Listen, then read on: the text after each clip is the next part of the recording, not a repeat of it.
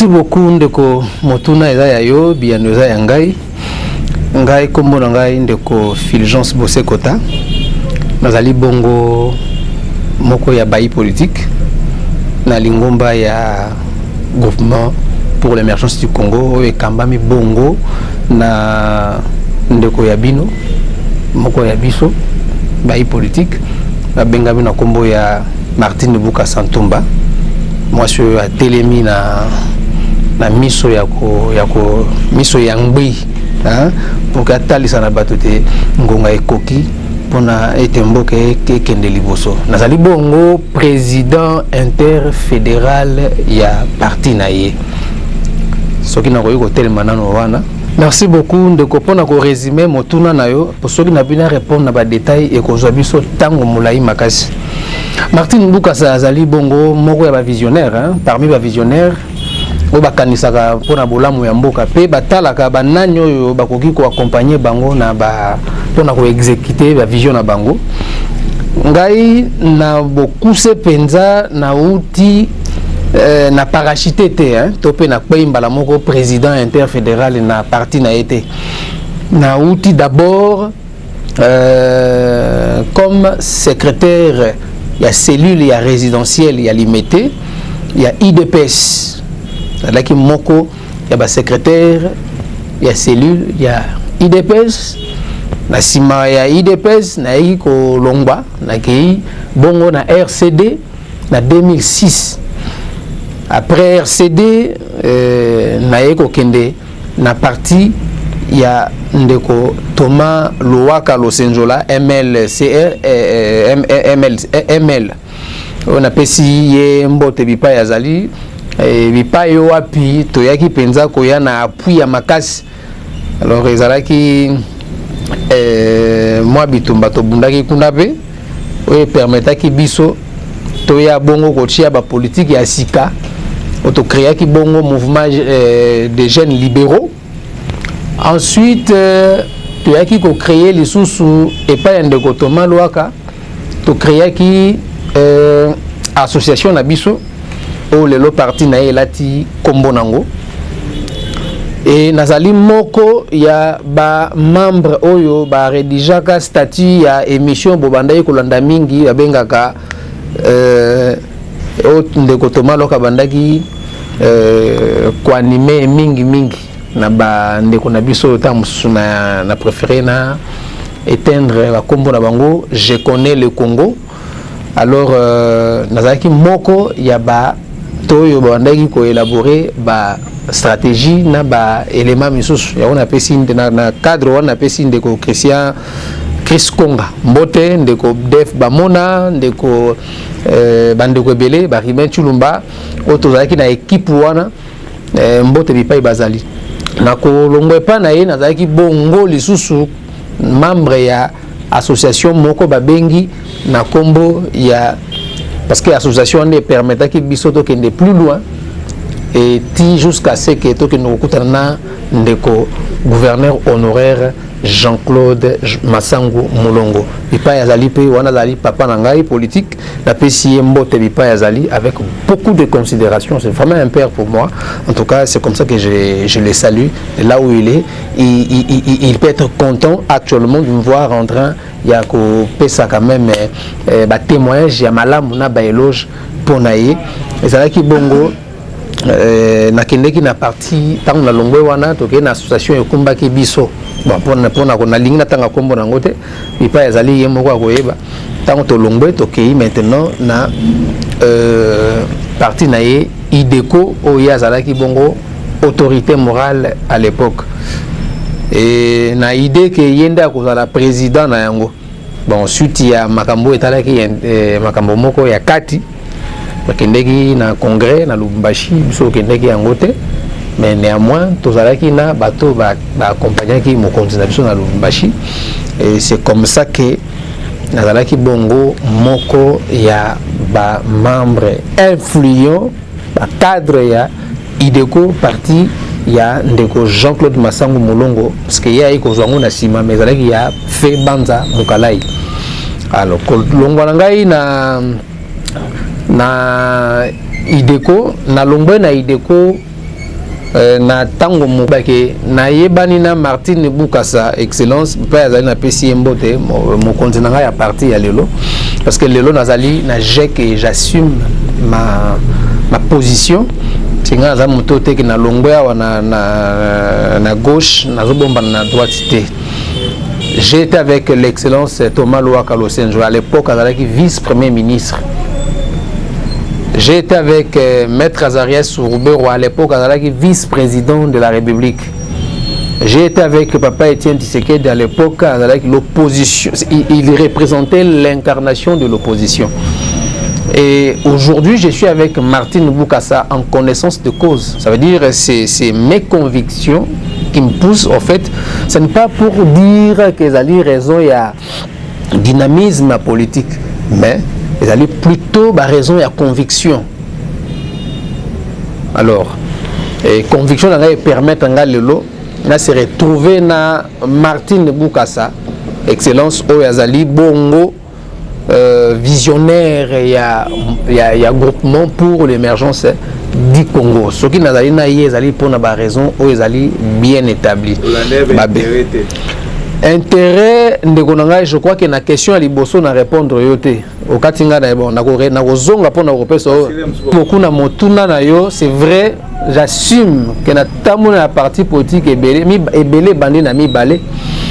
Martine Boukassa azaki na biso na regroupement moko on a linga tanga kombo na ngote ezaki dirigé par papa na biso Léon Kengo Wadondo. Mais avant ça qui ba raison na ye o ezalaki ya motuya oyo ngai bose kota fulgence na bandai kolobelango na parti politique na ngai banda kala Kengo comme président parti politique mon colonie depuis Kengo banda politique nanu na tika ko kate Kengo za président parti politique ndeko na ngai na biso eloko moko tango to yango na yambo avant to ke na ba élection tozalaki na regroupement politique na so bengi kombo RIA. RIA ezalaki moko ya ba regroupement oyo euti na FCC oyo ekambamaki bongo na patriarche na biso Léon Kengo Wadondo. Mais pour ozala moko ya ba regroupement il faut ozala soit personnalité to pe il faut ozala parti politique pour enregistrer yo comme membre ya regroupement. Alors, président Kengo Azalaki na parti na yo babengi républicain. Kengo Wadondo Azalaki na parti na yo comme Léon Kengo Wadondo oyo anomaki ngai Fulgence Bosé kota comme mandataire ya regroupement na ye na niveau ya circonscription électorale ya Moamba. Léon Kengo Wadondo loko moko mituna nde nalobaki na bandeli kezali ya yo biyano eza ya ngai nayebi ke tozala liboso ya etandoike bandeko bakolanda biso bana besoin bayeba polele. Léon Kengo Wadondo asalaki regroupement politique na ye avant to ke na ba élection babengi RIA. RIA est créé qui bongo pose à la membre ya RIA, il faut à la partie politique, to pose à la personnalité. Alors, azalaki na deux rubriques, il y a personnalité, il y a parti politique. La personnalité bazalaki, et la parti politique bazalaki. Mais il y a moko président Léon Kengo Wadondo, azalaki na parti na ye babengi les républicains. Les républicains nde eyai kosangisa biso na kati ya regroupement ya ba républicains indépendants et alliés babengi bongo regroupement préparé biso poto ke na ba élection na kati ya ba regroupement wana nga nazalaki bongo nommé comme mandataire ya regroupement na niveau à circonscription électorale ya CENI. Ça veut dire je devais tout faire pour na planifier en sorte et faire en sorte que ba candidat na biso ya regroupement na niveau ya Moamba bazala bien enregistré et qu'il n'y ait pas des irrégularités. C'était ça mon travail. Na niveau ya dépôt ya ba candidature ya ba candidat na CENI, c'était moi le responsable ya RIA na niveau ya Moamba. Alors, na kati ya ria tozalaki na ba parti politique lokola ya Excellence gouverneur honoraire Jean-Claude Massangu Moulongo, on a kopesa mbote na limemia nyonso parce que lui c'est vraiment mon père. Et yende moto asalaki tena comme même désigné comme mandataire ya CENI pour un regroupement. Parti politique na biso zali bongo ezalaki bongo comme on IDECO, parti ezalaki ya Febanza Mukalai azalaki ministre. Ensuite ezalaki bongo assuré après le décès ya Febanza Mukalai, paix à son âme, par l'excellence gouverneur honoraire Jean-Claude Massangu Moulongo. Alors, yende atambusaki parti kino lelo yo azali lokola autorité morale. On appelle ça le sous-mbala ya misato mbote mipa azali.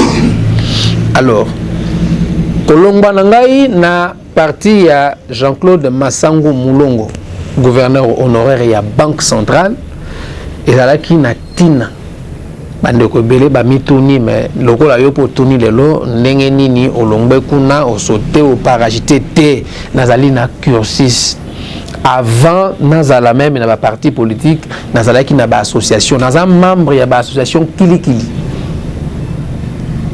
nazali membre ya C27 coordination de 27 associations du Congo oyo ba soutenaki premier ministre Tshibala ba image ezali. Oyo premier ministre Tshibala azalaki membre, il y a eu des événements oyo bandeko bayaki ko représenter premier ministre Tshibala oyo ngai moko na premier ministre Tshibala to solola to monana to sala makambo oyo faki to sala pona ko accompagner gouvernement na parce que azalaki na tâche moko ya ko organiser ba élection oyo totu ko mona ndeko Félix Antoine Tshisekedi Tshilombo aleki président oyo to ko apporter. La politique c'est la vision, il faut vraiment être en interaction avec la base, il faut partager cette proximité et c'est cette proximité là va définir maintenant l'avenir, parce que l'avenir ça se résume dans le groupement pour l'émergence du Congo, qui veut dire faire la politique autrement. Vous voyez un peu, c'est-à-dire dans le faire en question, il faudrait maintenant mettre la population ou la communauté au centre de tout en tenant compte, soit en respectant la vraie définition de la démocratie. Ça veut dire le pouvoir appartient au peuple et vous devenez exécutif par les peuples et vous devez agir au nom et pour le compte de ces peuples-là. Vous voyez? Donc, après une longue réflexion, après mes revendications, parce que ndeko nanga na yebiso bino asolo nga na bomba kate. O bato balbaka na kuku nga lo bakango na poisa. Makambo na ko bano lelo na lobango na IDECO avant les élections, après les élections, même pendant les élections, j'en parlais. Ça veut dire avant, pendant et après les élections, na bandai ko lobela makambo na nyoso me bayoka kinga ite batala. La jeunesse savait ce que la vieillesse pouvait. Ça veut dire l'avenir allait être donc très parfait. Mais comment on prépare l'avenir? Ça, c'est la question que je pose à cette vieillesse. L'avenir est parfait lorsque l'on prépare la jeunesse.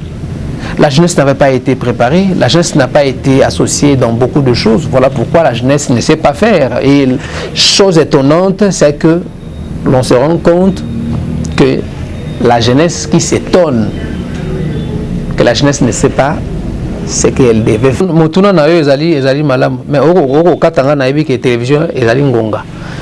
Mais c'est qu'on répond à motuna liboso te na limbolela yo que soki na utaki na komi président interfédéral on a bénéficié bongo na confiance à Martin Boukassa ezali par rapport à méritocratie. Martin Boukassa ne m'a pas pris lokola soki ndengeni non. Atali na babilenge bazali ba courageux et nazali ko partager même vision na ye yango no mona tala ki ndeko bose kota la vision ozanango yaka et pas inangai te na ye pas na ye pour que toi avancer na même vision parce que là ko partager vision moko na ngai yango toza ko tambola na ye elongo. Alors pour répondre à mutuna na yo na ote ko ebisa OK la jeunesse sait maintenant la réponse il y a si la jeunesse savait ce que la VS pouvait, la réponse est que la jeunesse a maintenant su ce que la VS pouvait. Ça veut dire na mutuna otuningai le premier ministre azali jeune et nous kolbake ba mikolo ba comprendre été ba jeune bazali capable ya kosala makambo ba koyi kosala pour que Congo ekende liboso. Premièrement na pesa mwanda kisamuke tango to sala campagne yo mona ka mikolo ba kitaka na terrain pour na sa mobilisation ba tizaka banani biso ba jeune te biso ba jeune de to kitaka na terrain pour na kosala mobilisation OK a obeti porta biso moto songolo pakala tona ni tout ça. Même nga moko jeune nazaki na moment ya campagne nangai nazaki accompagné par le jeune.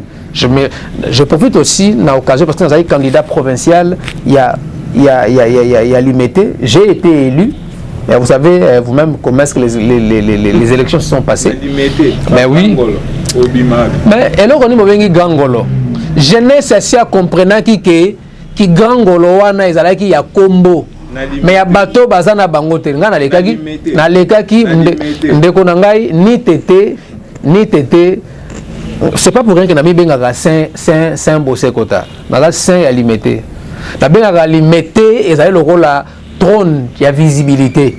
J'ai été partout nazalaki na Mombele, nazalaki na Kingabwa, nazalaki na Limité Salongo, nazalaki na Mososo, nazalaki na Pakajuma, nazalaki na 14 quartiers ya Limité. Yo bimi député provincial ndeko na ngai bana Limité kabila bayana Limité oyo yo bimi député ndeko na ngai bana Limité basi ba comprenaki que papa Tshisekedi apesaki biso idéologie moko motaeli yo mbongo lia mbongo na ye kasi ko voter yete pona nini parce que mbongo ayeli yo na moment ba élection et ali mbongo oyo fallait apesa yo ango tango azalaki na pouvoir peuple yo zalaki na ngai na manifestation samaki le 10 avril là wawa na Limité ça même place musuto zalaki na yo ndeko journaliste yebisanga mbongo boni yo nga na bimisaki na maboko na poche na ngapo na pesa bana Limité. Bana Limité so baki ba makambo ndongo bakoyi kotomboka makasi ba petit ya palais bakoyi kozala ba petit ya palais ndongo zo kanisa wana mais en tout cas ba petit ngo palais ba boni ona koza na bango bakoyi ba petit ya palais ka po soki ke nazo organiser manifestation te wana te ndeko bandeko ya Limité to pe population congolaise en général soki bakoki ba mituna ndengo ya loka bo réduire bango kasi mituna za ya yo ba biyano za ya ngai to za ko réduire bana ba population congolaise te ba population congolaise na sima ya passe yo bato ba dirigeaki na ba umeli na bangwende ba nyokoli bango ba iko comprendre que biso ba jeune troba quand même moral donc tika na pesa ba jeune wana bazala ya Kisasa ya Limité bipai bazali ngai mokonzi na bino ya ndeko na bino moko ya bino ya groupement pour l'émergence ya Congo naza mokonzi ba jeune so Limité te na li moko ya bakambi ya ba jeune ya ba jeune ya Limité en tant que ancien candidat ou candidat. Bon, malheureux, ça au terme yo za ko utiliser mais nga naza ko yebisa yo ke eza terme yo utiliser mais nga tika nga na yebisa OK nga nazalaki candidat député provincial élu mais non proclamé. Ça il faut vraiment qu'on se mette d'accord. Malheureux, oui, bon, mon frère nakoyi ko nalingi na kota pena mozindo akuna te parce que ngai nazali candidat élu élu, candidat député provincial élu, mais non proclamé.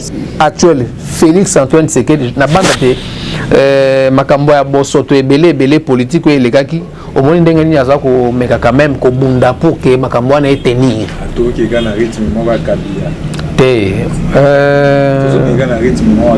rythme ya ndeko Kabila ezali ndengeni na ebite ta musoko ko expliquer rythme ngo. Mais na ngata liso OK ndeko Félix Antoine Tshisekedi Chilombo auti ndeko Tshisekedi na français babengaka ngo largesse au fait na motema malamu na ye lokola président combattant ko balukela nga na ndenge nini combattant ko balukelanga na ndenge nini na moma unde ko Tshisekedi aza ko kambana batoyo bazalaki bongo na culture ya badongolomiso. Martin Bukasa naebisa yo eloko moko zana ebiso eloko moko boyebi parcours boyebi parcours ya Martin Bukasa te. Martin Bukasa azali moko mais tikanga naebisa yo azalaki na via FCC te. Martin Bukasa uti azalaki na FCC azalaki vice-ministre intérieur na sisa tangina koma place wana tika motuna otuni la motuna mo bande kwa mituna ka mingi ndenge ni na utaki ndenge ni azalaki vice-ministre intérieur ministre de développement rural et puis le loyo Martin Bukasa azali na sincérité on a lobaka la sincérité rend nos actes beaux agréables et honorables. Ndeko Martin Bukasa ndeko Martin Bukasa atikali jamais kokende ko s'adhérer na IDPS. Ndeko Martin Bukasa va ko partager na IDPS kaka courant politique. Il y a autre façon de faire les choses. Les alibongo résumé. Il y a ndeko nabiso. Il y a papa Etienne Tshisekedi ndenga lobaki nabiso. Union pour ndeko bunda lelo pona mboka na biso ezali bitumba oyo IDPS abundaka ye a résumé ngo simplement omoni ndeko nangai na répondre na mona beaucoup c'est tozali balié ya IDPS. C'est ça. Parce que tout ça qu'on partageait même courant politique. Et le courant politique. Non mais Martin Bukasa akimi de Kabila te.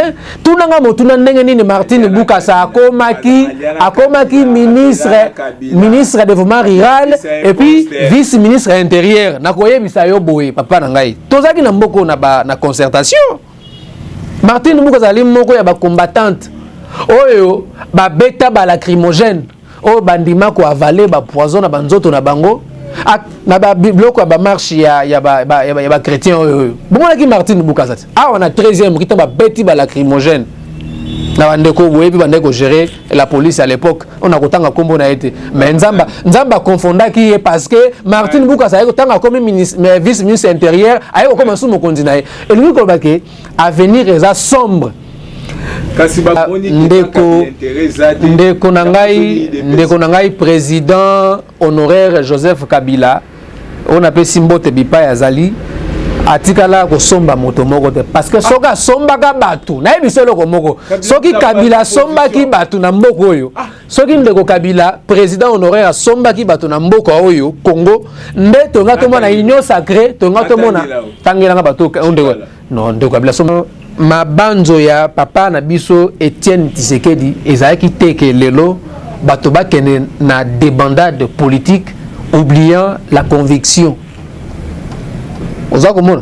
Et puis na makanisi ya papa Etienne Tshisekedi abandai ko banza te ayebi makambo ya trahison tout ça na ndeko na biso papa na biso koko na biso Etienne Tshisekedi na mutu na ya bandai ko banza teke ekolo ya formé lelo lobi na simana ye et ko la trahi to pe bato ba ko se trahir. Non. Souffrance ya Congo e bandi lelo. Souffrance ya ba Congolais bandi lelo. Congolais ni na kotambo, Congolais ni na kotombola monsapia lo bake souffrance ya Congo e bandi lelo. Te. Tozala na to viva na mboka o to tikala ko mona tembo kolomoko bakangi moto moko songolo to paka. Papa, to assister na on a procès 100 jours. On a vu de proches ya Mokonzamboka baza arrêté. Yebisanga ba président Boni basi ba leka o bakanga ba proche na bango. Tozana yo na Congo awa. IGF bande ko yokana te mais lelo IGF aza ko yokana. Tozonga muke parce que omoni non. Na lingite omoni ba juge ba salaki musala na bango et bango ba estimaki que responsabilité pénale ya moto songolo to pakala ezali ko incombe na moto songolo to pakala. Ozo comprendre. Alors, mokonza mboka za na ba responsabilité na ye en tant que institution. Yo za na pouvoir ya administration. Ndenge nini mokonza mboka ko ya suko kwesela mais non mais mon frère. Est-ce que faut to loba makambo poto loba Non, il y a des discours politiques pour rafler masse. Mais quand on entre dans le fond, c'est autre chose. Alors, donc on a profité na etandonayo pour na couper sa félicitation na bandeko yo babimi na gouvernement. Bandeko so tangi ndeko Molendo Sakombi mbote lipo zali kulutu ndeko Liao puis ndeko bandeko nyonso babimi na gouvernement to bandeko ba reconduire bango na pesi bango mbote mingi na bosanité contre ngai Guilwando pesi bango félicitations mais na lingi na profiter aussi na etandonayo pour na ko interpeller bango bandeko bayeba ke gouvernement umeli mingi po ebima pe ekomaki kobeta bakelelo ya makasi na matoi ya ba congolais ba congolais baza kozela mingi na gouvernement en termes ya misala ndenge mokonzi mboka prometaka bango na ba élection na pendant kazali kosala campagne ya élection a prometaka population qui a kosala na domaine ya intérieur makambo songolo topé na domaine ya sécurité ya sociale ainsi de suite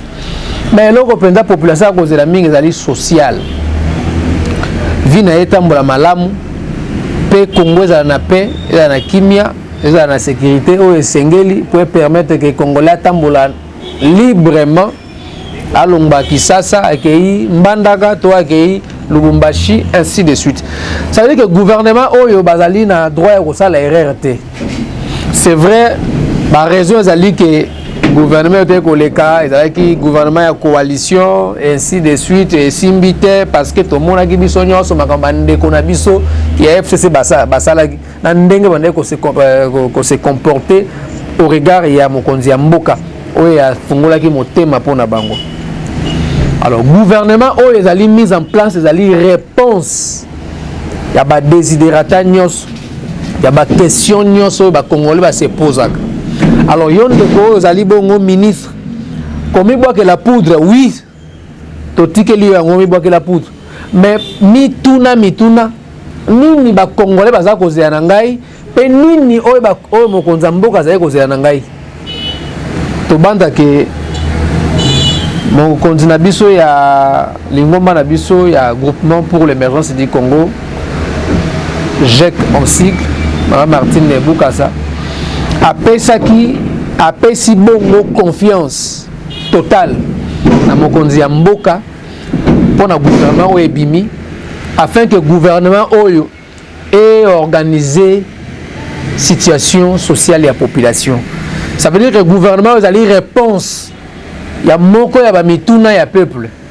Alors ndeko ministre bi pa yo zali, bozali na droit erreur te. Si le gouvernement précédent bazala ki na erreur, il y a quoi avancer telle raison ou telle autre raison en rapport avec les liens ou les rapports de force politique.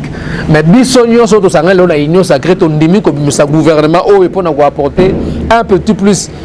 Il y a ba soutien na biso na mokonza mboka, to zali na droit ko sala erreur te. Pour tobo sanate le souverain primaire de la population.